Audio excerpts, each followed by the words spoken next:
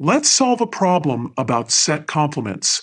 We'll find the complement of two sets A and B within a universal set U. Let's start by defining our sets. Our universal set U contains the numbers 1 through 7. Set A contains the numbers 2, 4, 6, and 7. And set B contains the numbers 1, 3, and 5.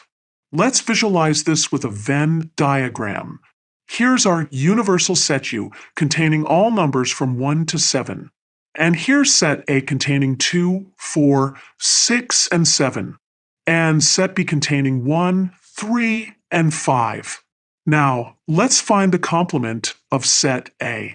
The complement of A written as a complement contains all elements in the universal set that are not in A. So, a complement contains 1, 3, and 5.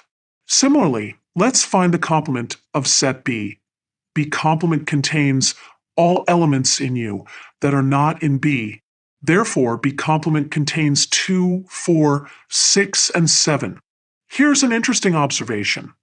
The complement of A is exactly equal to set B, and the complement of B is exactly equal to set A. This is not always the case with set complements, but it happened to work out that way in this example. To summarize, we found that a complement equals the set containing 1, 3, and 5, while B complement equals the set containing 2, 4, 6, and 7.